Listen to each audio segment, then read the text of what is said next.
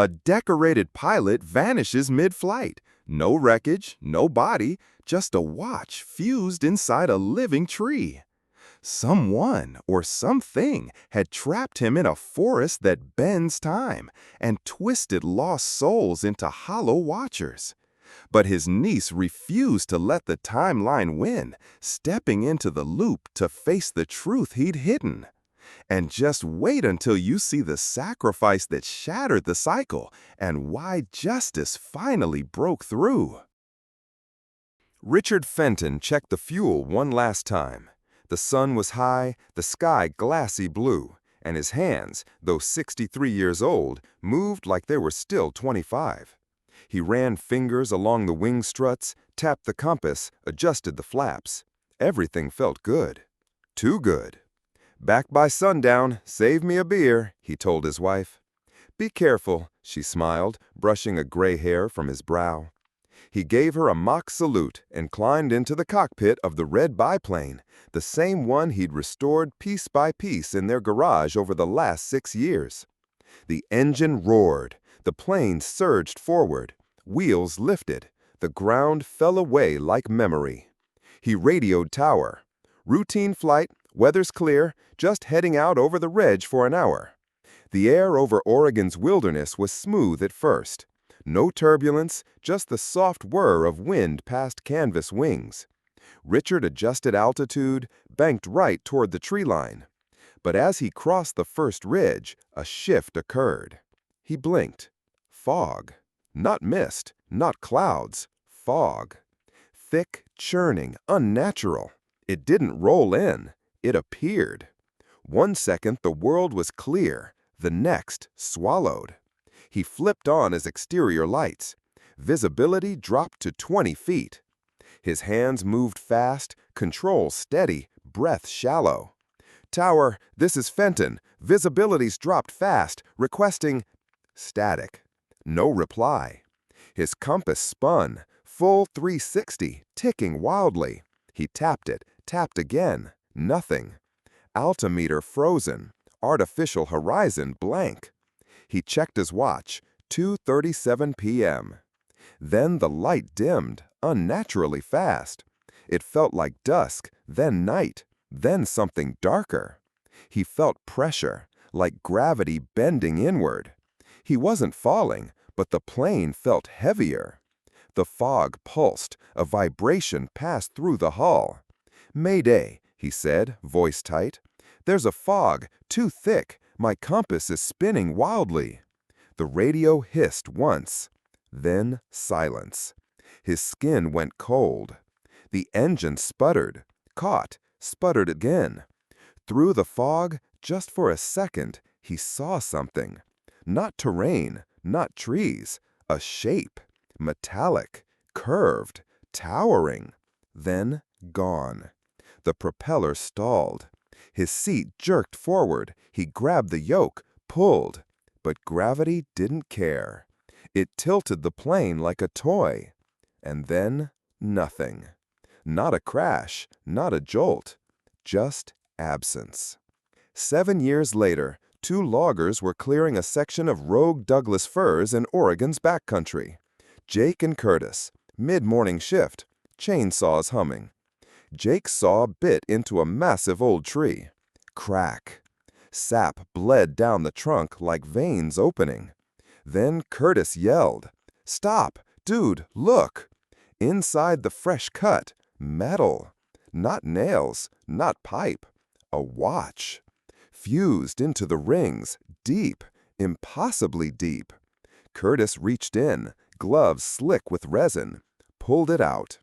The casing bent, the glass cracked, but still legible. Fenton. Engraved on the back. They stared. Jake whispered, "No way."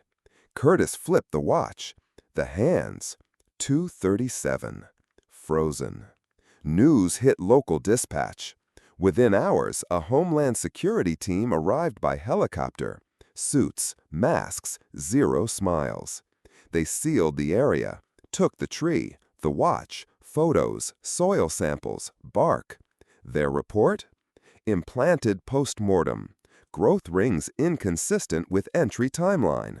Translation: the watch had been inside the tree for 50 years, but Fenton vanished 7 years ago. A reporter leaked the story. It went viral. "Time Tree," headline screamed. "The watch that time forgot." Skeptics call it a hoax. But one photo in a background frame triggered something else entirely. Maggie Langston, mid-40s, biology professor, Richard's niece.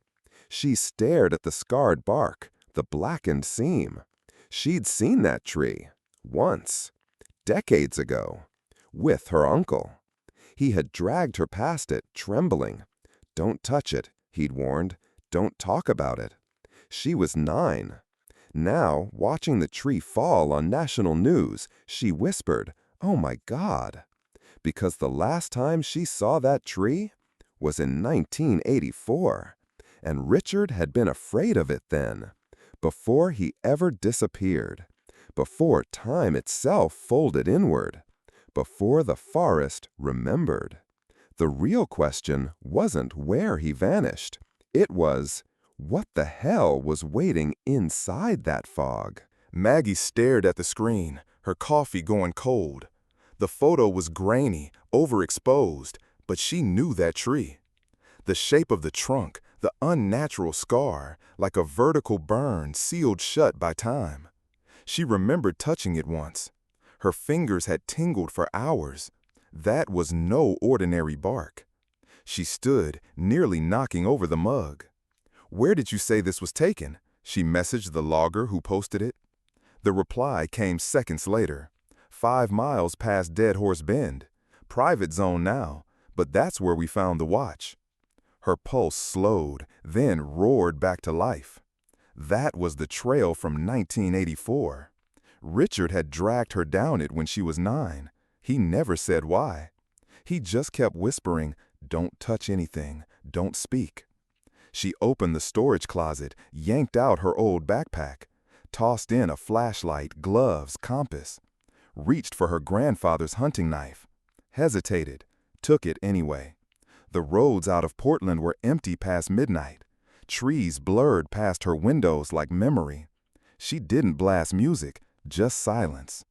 Her uncle had said nothing after that day in the woods, pretended it didn't happen, changed the subject. But he never camped again. And Maggie had never forgotten the way his hand shook when he lit the fire that night. The parking lot at Dead Horse Bend was empty. Fog clung to the asphalt like breath. She parked, stepped out, locked the truck. No turning back. She followed the trailhead, boots crunching old pine needles. Half a mile in, the air changed, warmer, still. No wind, no bird song. She checked her compass. It spun. "No," she muttered, "not already." A rustle to the left. She turned. No one. Then footsteps. Not behind. Ahead. A tall man emerged through the trees, carrying a bundle of wires, rusted cans, and a black duffel bag. He looked her over without blinking. "You're trespassing." "I'm looking for the tree," she said. "Which one?" "You know which." He set the bag down. "I thought I was the only one who remembered that scar." "You've seen it?" He nodded slowly. "Saw it eat a deer once, whole, like the roots came alive. Then it vanished." "You're not funny." He looked dead serious. "I lived up here in the 90s, he said, off-grid. Tree scared the hell out of me. Some days it was there, some days it wasn't." She pointed down the trail. "Is it this way?" "Not anymore," he said. "The forest moved it." She froze. "What do you mean, moved?" "It shifts. That's why they can't map it. That's why GPS dies." She didn't respond, just turned and kept walking. He didn't follow. "You'll regret going," he called after her. "It doesn't like to be remembered." Maggie walked faster. The air thickened. Resin coated her throat. Her flashlight flickered even though it was brand new. And then she saw it.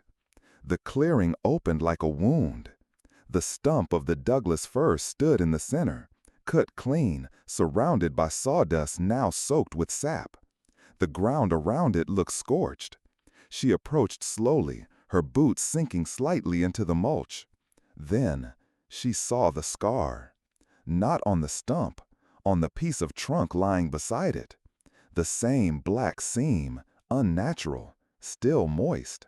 She reached forward, and a hand grabbed her wrist. She screamed, yanked back, ready to swing the knife, but froze. The man was old, gray beard, weather-worn skin, but his eyes. She knew those eyes. Uncle Richard. She whispered, "No, no, you're dead." He looked like he wanted to speak. His lips parted.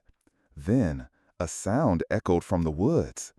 A low hum, mechanical, wrong. His grip tightened. "You shouldn't have come," he said.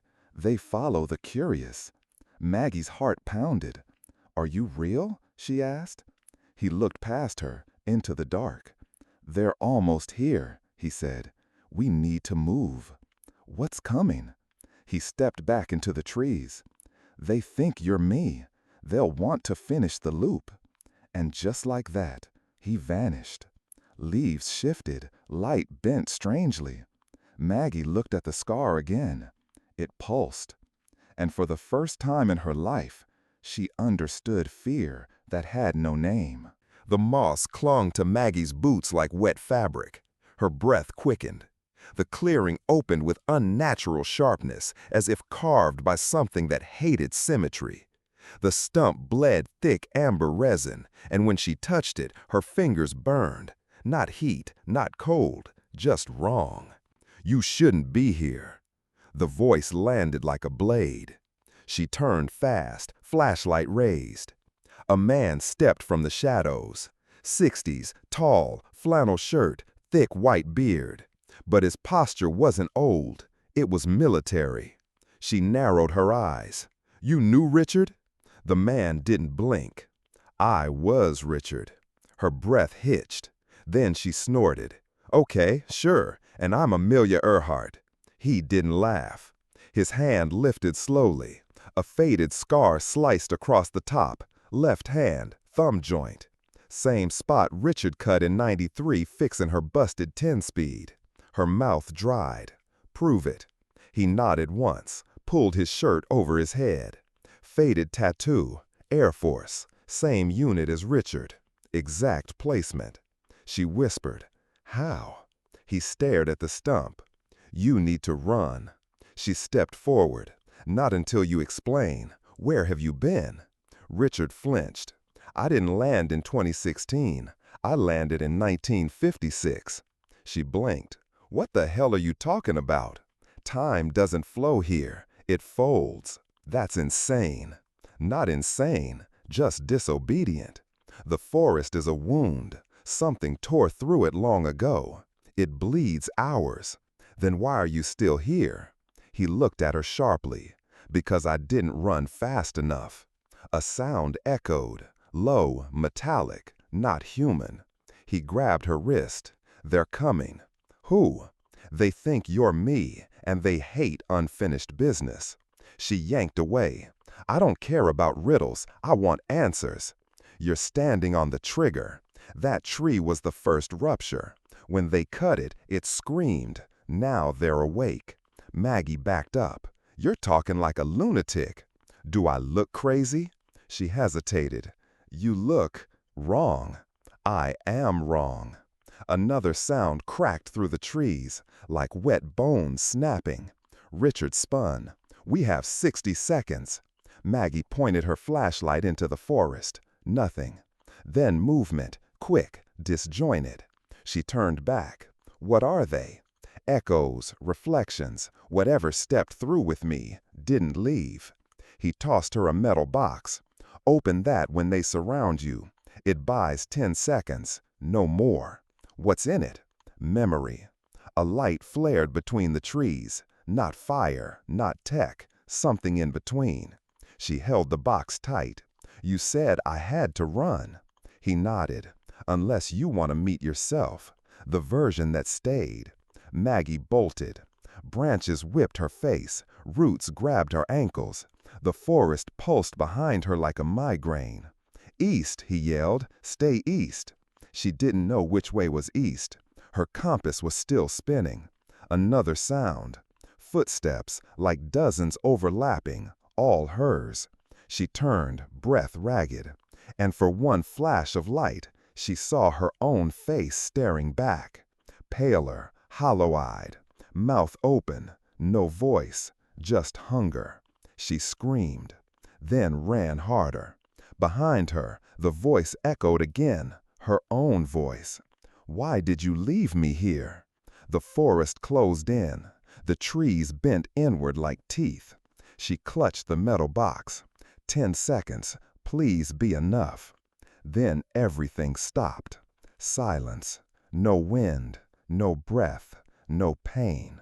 Just black. And the sound of the box clicking open in her hand. She didn't move. The forest pulsed. Richard's eyes flicked between the trees and her face. He looked more afraid than she'd ever seen him. Really afraid, not shaken, not tired, just exposed. "Why the hell are you here?" she snapped. "Where did you go?" He didn't answer at first. His jaw clenched, his breath hitched. "I landed," he said quietly. "Crashed, but not then." "What?" He took a slow step back. Time snapped. "I didn't come down in 2016. I think it was 1956, or close." She blinked. "You're saying you time traveled?" "I didn't want to. The fog pulled me in. Everything changed. The colors were off. People moved slower, like old film." Maggie's laugh was sharp. "That's not real." He reached into his jacket, pulled out a Polaroid. Torn, sun-bleached, but clearly him, young, in uniform, sitting in a diner booth. Behind him, a wall calendar.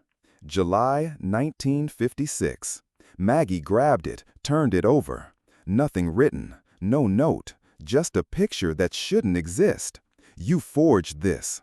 Try again." She wanted to scream. Instead, she whispered, "You stayed hidden for 7 years?" "I had to. I watched people dig into this forest, pulling up metal objects that glowed.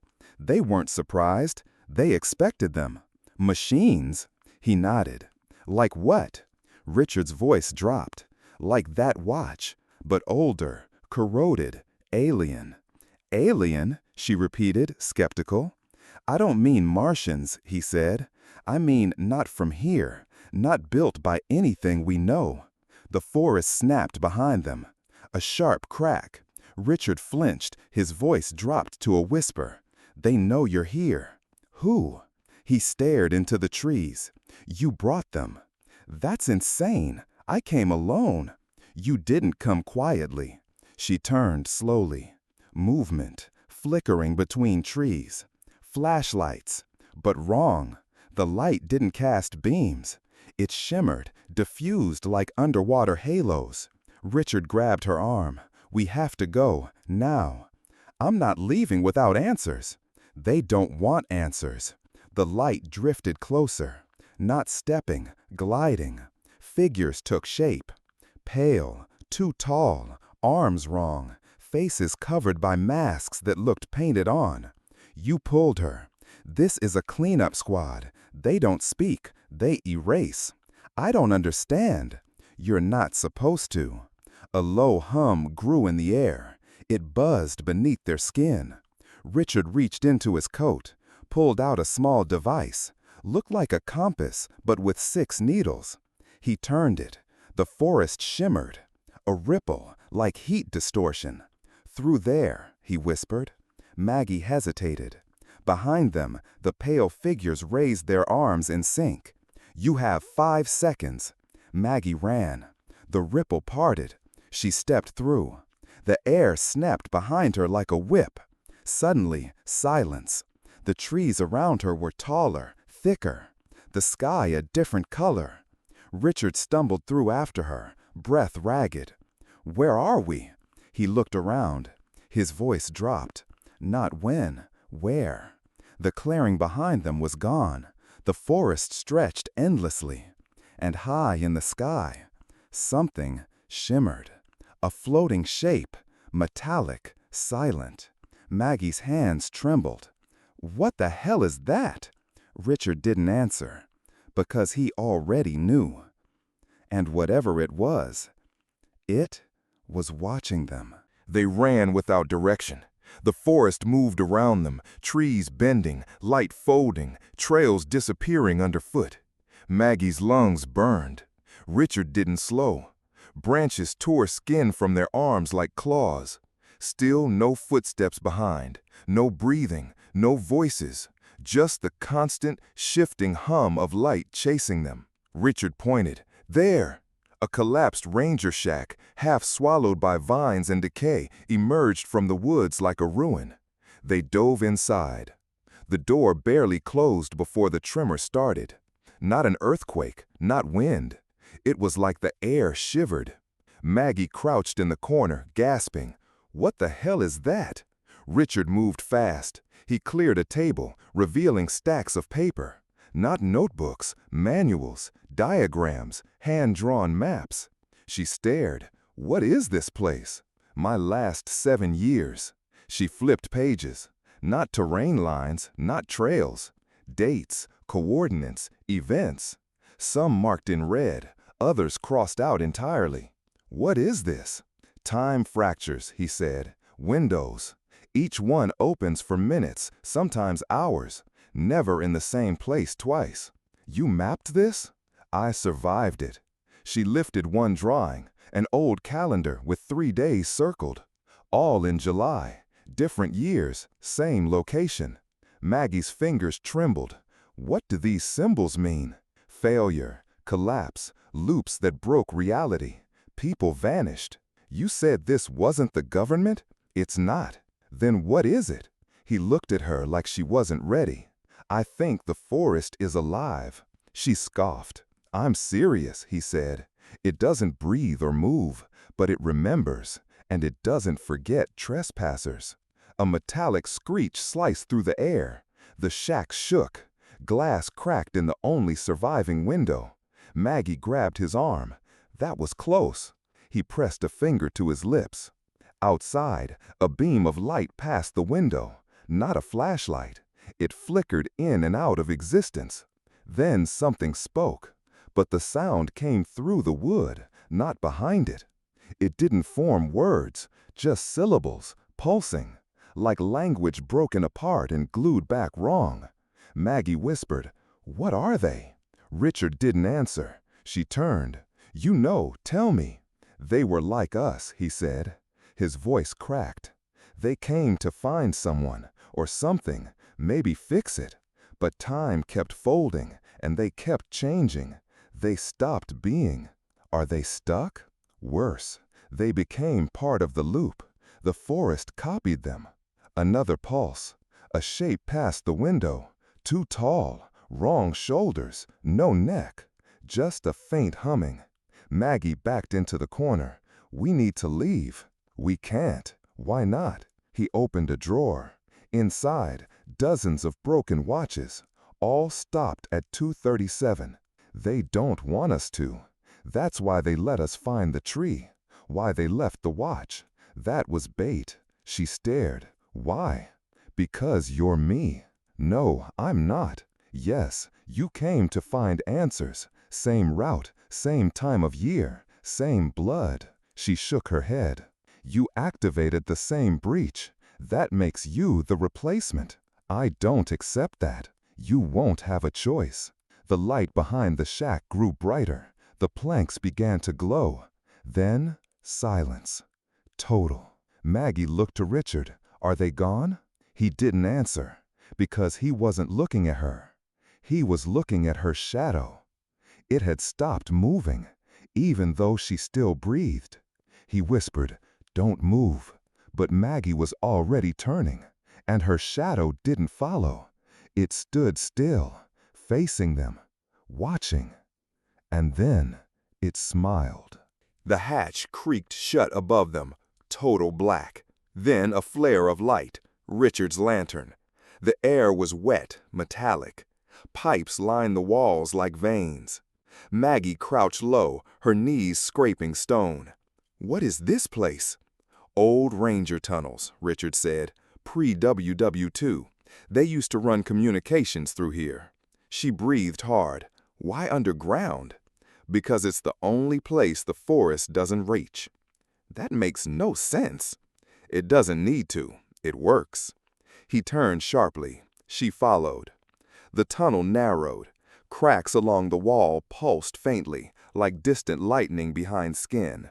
Maggie touched one. Richard slapped her hand away. "Never touch them." She recoiled. "Why?" "Because the forest listens, and it doesn't like when people cheat." They dropped down a rusted ladder. Another tunnel opened wide. The light shifted color. Richard raised his lantern. Ahead, shadows moved. He stepped slowly. A soft murmur echoed. Human voices, but flat, repeating. Then the glow of another light appeared ahead. A room. No furniture, just stone, carved into a dome. Inside, a circle of people.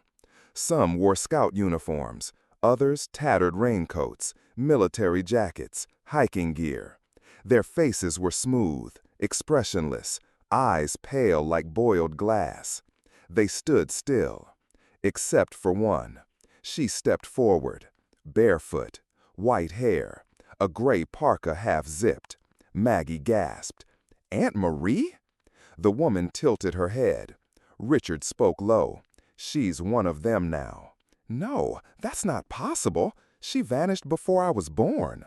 "She never vanished," he said. "She was taken, like me. But she didn't escape." Marie's mouth moved. "You shouldn't have come back." Her voice was wrong, delayed, like a recording warped by time. Maggie stepped forward. "Marie, it's me, Maggie." Marie didn't blink. "You left me," she said. "I never even met you," Maggie whispered. "You were supposed to find me." The circle of figures moved, together, one rhythm. Richard stepped between them. "Don't listen. She's not your aunt anymore." "She remembers me," Maggie said. "She remembers pieces. The forest copies memories, then erases the soul." The group took a step forward. Richard turned. "We need to leave, now." Maggie held her ground. "Why are they here? Why didn't they die?" Marie's voice floated. "We didn't die. We adapted. Time lets us live forever down here." She held out her hand. "Join us. You belong." Maggie took a step back. Richard's hand gripped her wrist. "They can't move fast down here, but once they lock eyes, they'll rewrite you." "What?" "Your thoughts, your timeline. You'll forget who you are." Another step. The circle closed tighter. Maggie looked at Marie. And Marie smiled. Not with lips, with her eyes. Empty joy. It broke something in Maggie. "No," she said, "you're not my family." "You were born from the forest," Marie whispered. "That blood remembers." Richard yanked Maggie's arm. They ran. The tunnel twisted behind them. Light flickered. The hum returned, low, constant, rising. Maggie tripped. Something grabbed her ankle, a hand, cold, skin soft like wax. She kicked hard. It let go. They reached a fork. Richard hesitated. "Left," Maggie screamed. They turned. The hum stopped.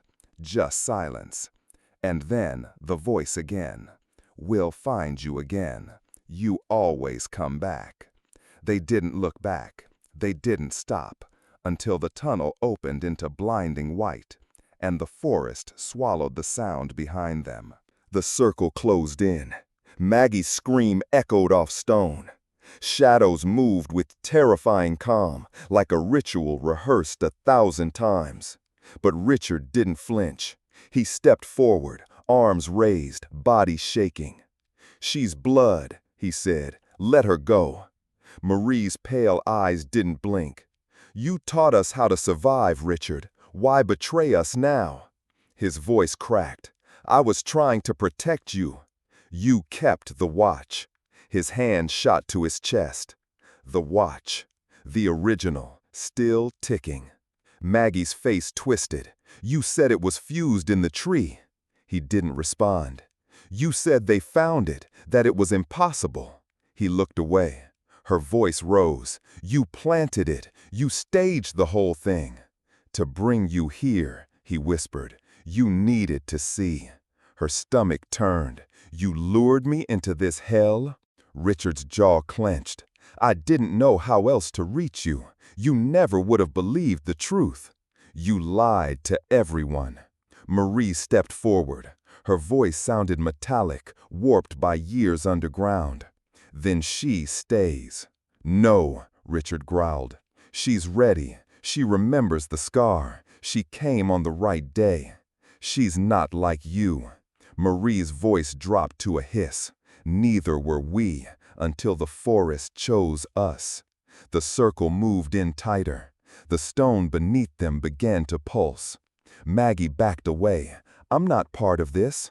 "You are this," Marie whispered. "No. Your blood sings here. Same rhythm, same fracture point." Richard turned fast, eyes wild. He grabbed the watch from his chest, held it out. The ticking was loud, too loud. It echoed like thunder in a well. Maggie's breath hitched. He looked at her, then the circle. "I'm sorry." And he slammed the watch onto the stone floor. The glass shattered, the metal snapped, and the light vanished. Instantly, darkness consumed everything. Then, screams. Not pain, not fear, rage. The circle convulsed. Figures collapsed. Some flickered in and out like bad signal. Maggie felt her knees buckle. The air ripped apart. Light returned in violent pulses, like lightning strikes without sound. Marie fell to her knees. Her face cracked, literally. A deep fissure ran through her cheek like broken porcelain. "You broke the anchor," she hissed. Richard grabbed Maggie's arm. "Run." But, now." They sprinted. The tunnel collapsed behind them, walls crumbling, time stuttering. 1 second they were mid-stride, the next in slow motion. Richard pulled her left. They hit a dead end. He slammed his hand against the wall. A hidden door opened, barely. He shoved her through. The moment they passed, the entire tunnel behind them imploded. Dust filled the air. They lay in silence. Then Maggie spoke. "You used me." He didn't deny it. "I had no choice." "Yes, you did." He nodded. "And I chose wrong." They sat in the dark. Only one thing still ticked. The broken watch. Its hands frozen, but faintly glowing. Richard whispered, "It's not over." Maggie didn't reply, because somewhere in the darkness, the forest started breathing again. Darkness, cold, wet soil against her cheek. Maggie blinked, coughing. Her hand scraped earth. No shack, no stone walls, just forest. But not the same forest. No Richard, no Marie, no tunnel. She sat up fast, her breath steamed. Fog drifted low across the ground. Her backpack was still there, damp but intact. The shattered watch lay beside it, glass splintered like a frozen web. Its hands frozen, 2:37. She grabbed it, shoved it into her coat, and stood. The trees around her were thinner, shorter, greener, not ancient, young, new. Everything felt off. She pulled out her phone, dead, no signal, no time, not even a boot logo, just black. Her jacket, too warm, too thick. Her jeans felt stiff, out of place, like she'd stepped into a world that wasn't built for her. She stumbled forward, following the light. It was morning, but the sun looked different, too high, too fast. Birds chirped in unfamiliar rhythms. She broke through the brush and saw it. A dirt road, tire tracks, civilization. Maggie ran to it, stumbling, mud soaking her shoes. A distant engine, a low rumble. She waved her arms. A red pickup truck approached, slowed. The driver, a man in his 40s, baseball cap, mirrored sunglasses, rolled down the window. "You all right, ma'am?" She hesitated. "You hurt?" She shook her head. What year is it?" He stared. "Excuse me? What's the year?" He looked at her like she was crazy, then laughed nervously. "You hit your head or something?" She stepped closer. His radio played softly, Bryan Adams, "Everything I Do." She hadn't heard that in decades. Her eyes dropped to his license plate. Oregon tags. Expiration, 1992. Her mouth went dry. He noticed. "You sure you're okay?" "I need a phone." He reached into his glove box and handed her a clunky Motorola brick. She stared at it like it was a museum relic. No touchscreen, just buttons. "Who's president?" she asked. Bush, George. You need help or not?" Maggie nodded. Yes, I'm sorry. I just lost a hike group, got turned around." He opened the door. "Hop in. Closest ranger station's about 30 minutes out." She climbed in, numb. The truck pulled forward. Trees blurred past. "You from out of town?" he asked. "Yeah, kinda." "You sound shaken. I got coffee in the thermos if you want."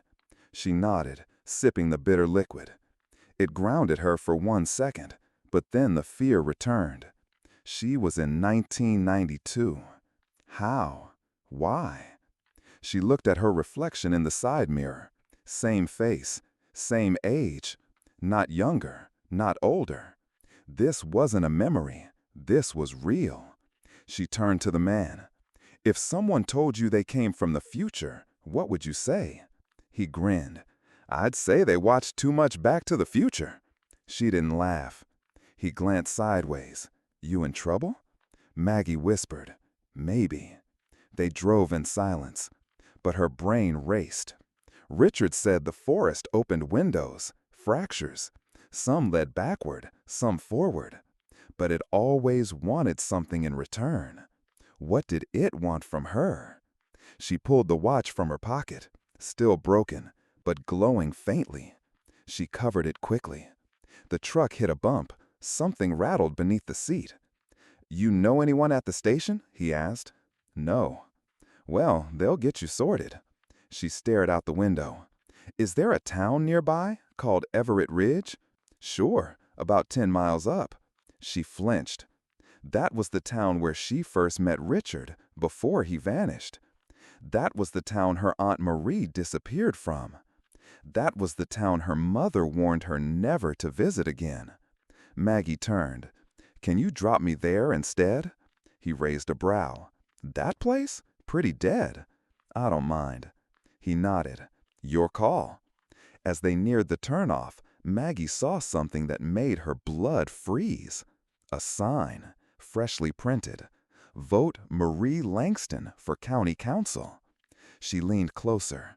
The woman in the photo, 40-something, confident, was her aunt. Alive, whole, still here, still here. Maggie whispered, "I'm not too late." And then the question hit harder than any crash. If she changed something now, would she ever find her way back? And worse, should she? Maggie sat in the diner's red vinyl booth, the Formica table sticky beneath her fingers. The overhead fan spun lazily. A fluorescent buzz pulsed behind every silence. The coffee in front of her steamed weakly. The waitress, gum popping between her molars, poured more into her cup. "You from out of town?" Maggie nodded. "You could say that." The waitress smiled politely but didn't press. She moved off. Maggie stared into the napkin holder. Her reflection stared back. Same face, same eyes, but hollow, faded, like she hadn't slept in days, or maybe years. The bell above the door jingled. 2 men stepped inside, shrugged off coats. Locals. One wore a service jacket with an Air Force patch. The other had a rolled map in his hand. They slid into a booth near the jukebox, kept their voices low, but not low enough.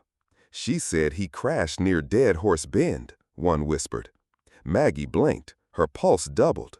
The second man leaned in. No plane, no smoke, but the woman who called it in, she swore it was red. The first man scoffed. He's not that stupid. He flew combat. He'd know that fog. But what if it wasn't fog? Maggie stood, slowly, walked to their booth. Excuse me, are you talking about Richard Fenton? Both men froze mid-sip. How do you know that name? The older one asked. He's my uncle. The younger man's eyes narrowed. That doesn't make sense. Why? He was supposed to meet us here, this morning, 10 a.m. sharp. Maggie's legs buckled. She slid into the booth across from them. What year do you think it is? She asked. They exchanged a look. Think? The older one said. The younger man pulled a receipt from his wallet. March 27th, 1992. Maggie sat back, mind spinning. This wasn't her childhood. Not the forest from 1984. Not Marie's campaign. This was his year. She was inside his past. The younger one leaned closer. You don't look well. You sure you're related to Richard? I grew up with him. He took me camping once near Dead Horse Bend. That silenced them. He never talked about that trip again, the older one muttered. Maggie's eyes sharpened. Did he act strange after? Obsessed. Started sketching trees, talking about time distortion. We thought he cracked. He didn't, she snapped. He saw something real. They looked uneasy. He told you about the watch? The younger asked. Maggie's breath caught. What watch? He reached into his coat, pulled out a photo, black and white, slightly curled. The image showed Richard, young, confident, standing by a Douglas fir, and on his wrist, unmistakable even in the grainy image, the same pilot watch. Taken in '84, he said, but look at the back. He flipped the photo. In faded pencil, 1956, Everett Ridge Anomaly. Re-entered airspace. No memory between events. Maggie's hands trembled. He was jumping, she whispered. Jumping what? Time. The forest. It bends it. The older man snorted. Lady, you on drugs? She glared at him. He didn't vanish in 2016. He vanished everywhere. It was never linear. The diner suddenly felt too hot, too loud. A couple by the window laughed. A cook shouted from the kitchen. Maggie stood. Where was he headed this morning? The younger man hesitated. Tell me, she insisted. He exhaled. Dead Horse Bend. He said something would be waiting there, something to prove it. Maggie's blood turned to ice. She knew what he meant. She turned and ran for the door. Outside, the sky was overcast. Mist rolled off the trees. Her boots splashed through puddles as she ran to the edge of the lot, toward a nearby payphone. She yanked open the phone book. Pages stuck from moisture. Everett Ridge. One address. Her hands moved on instinct. She dialed. Ringing. Click. A woman answered. Langston residence. Aunt Marie? Pause. Who is this? It's Maggie, your niece. A long silence. That's not possible. I need to talk to Richard. He's not here. Please, if he's going to Dead Horse Bend, stop him. Don't let him fly. Marie whispered. How do you know that? I don't have time to explain. Just trust me. You sound like… what? Like someone I used to know. Click. Dial tone. Maggie slammed the phone down. She turned. The two men were watching from the diner window. One of them mouthed a question. She couldn't answer, because behind them, in the tree line, someone was watching her. Under a dimming sky, the red biplane gleamed like fresh blood on an altar. Maggie stood frozen at the edge of the airfield, gravel crunching beneath her boots, heart hammering.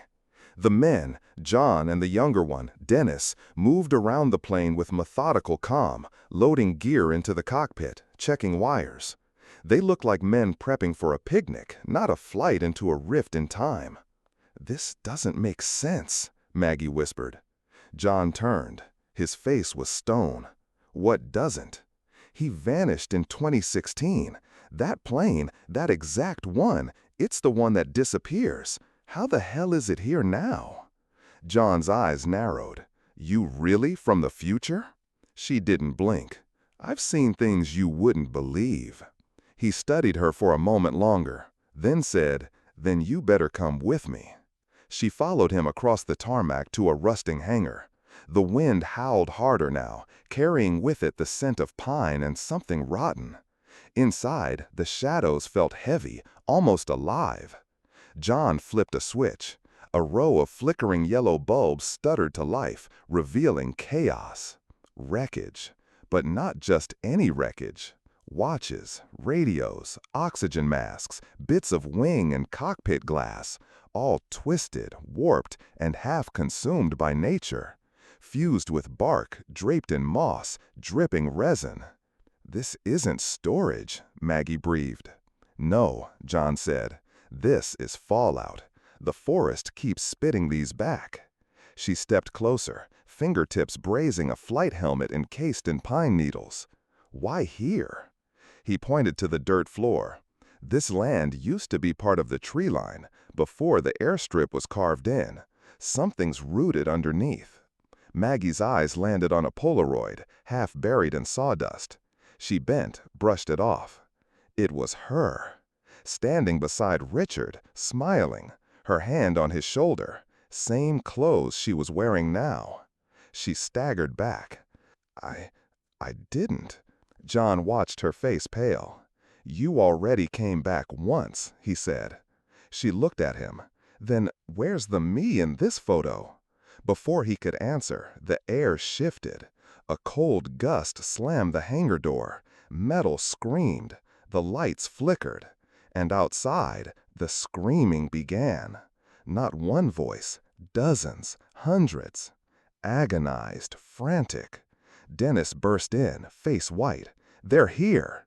John grabbed a flare gun off the wall. They followed the forest line. Maggie stared at him. Who? But she already knew. The ones from the cave, from the tree. The ones who used to be human. Dennis pointed outside. They're not coming on foot. The three bolted out of the hangar. Beyond the fence, the tree line boiled. Trees twisted, swayed against no wind. Shapes moved, impossible shapes. Bent arms, glowing eyes, tattered clothes, military insignias, wedding rings, hiking boots, all wrong. They're breaching, Dennis screamed. Get to the plane, John barked. Maggie ran.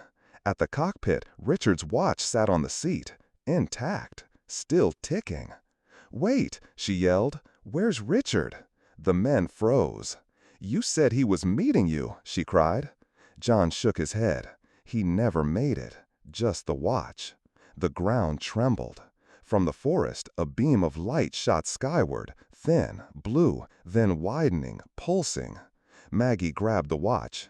It buzzed against her palm. Do it, John said. If you've seen what I think you've seen, there's no going back.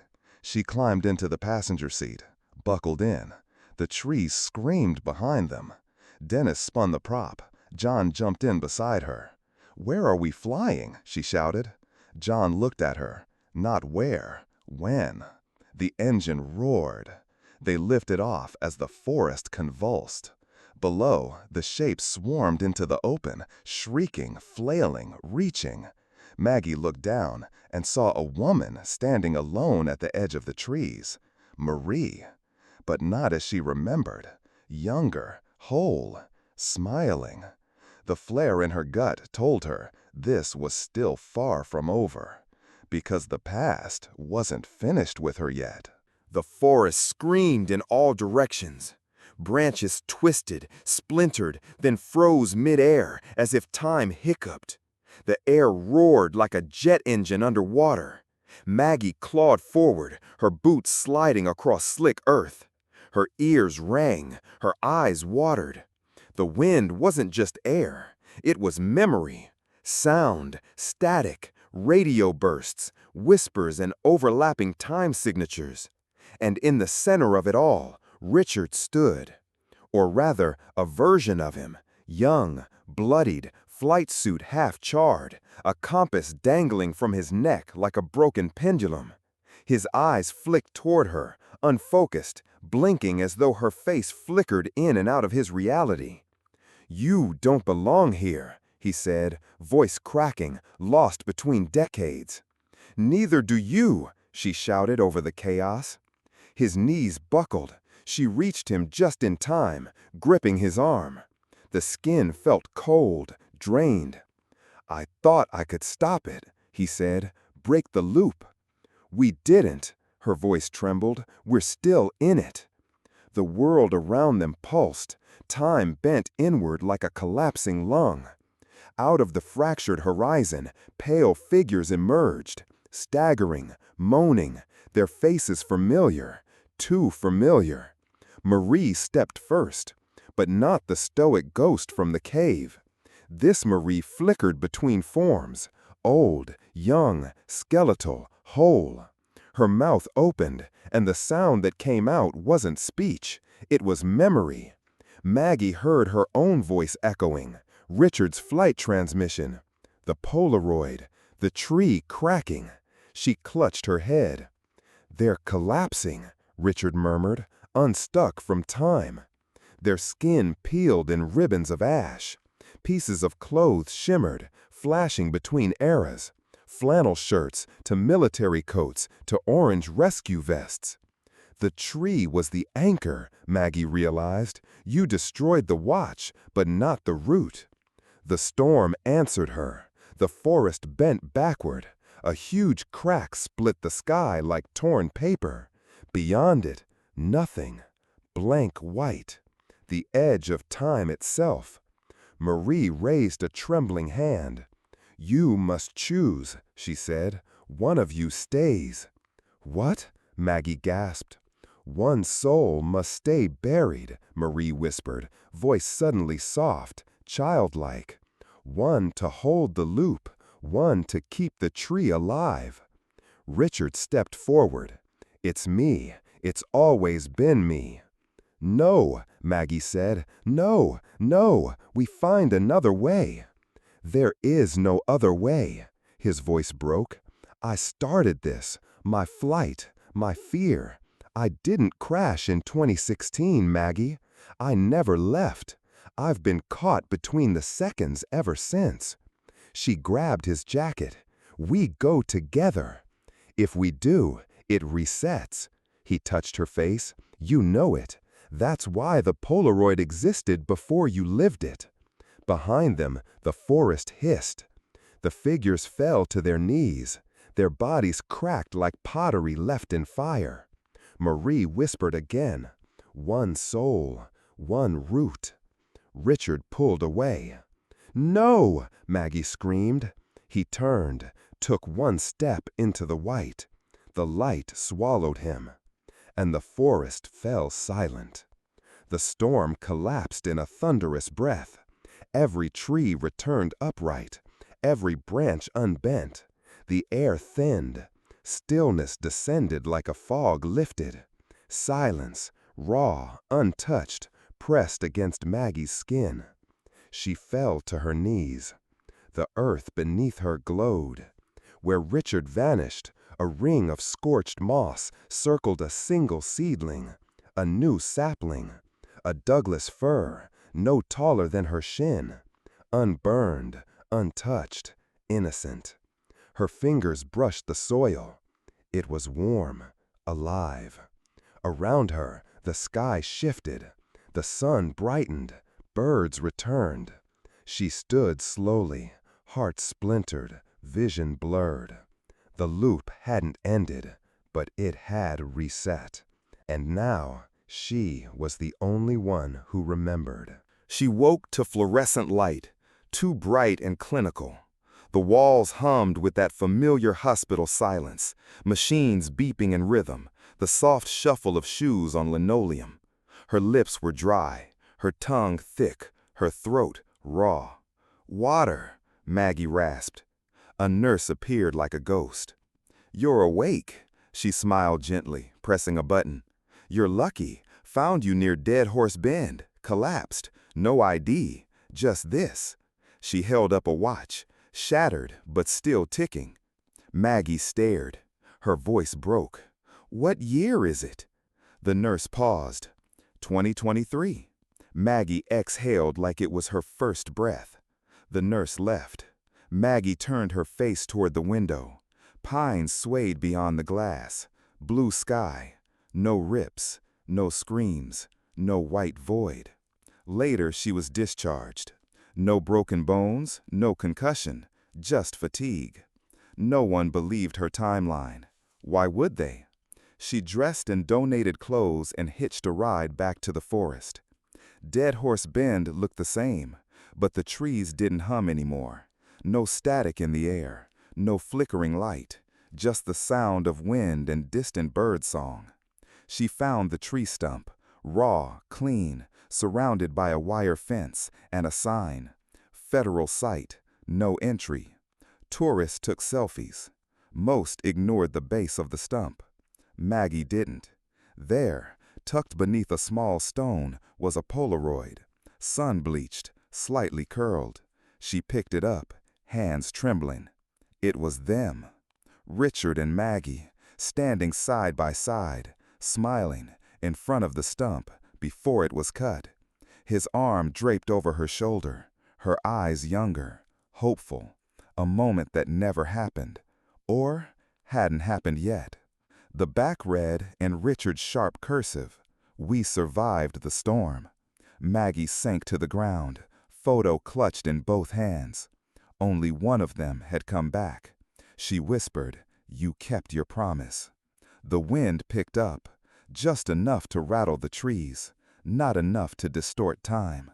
The forest had taken its sacrifice.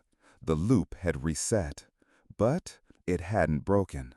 She looked up, into the branches, where sunlight speckled the bark. In the distance, a biplane buzzed faintly. Or maybe it was a memory. Or maybe he was still up there, still flying, still circling, still trying to come home. The question now wasn't if time could bend. It was this: do you believe in loops? Or are they built to trap those who search too long?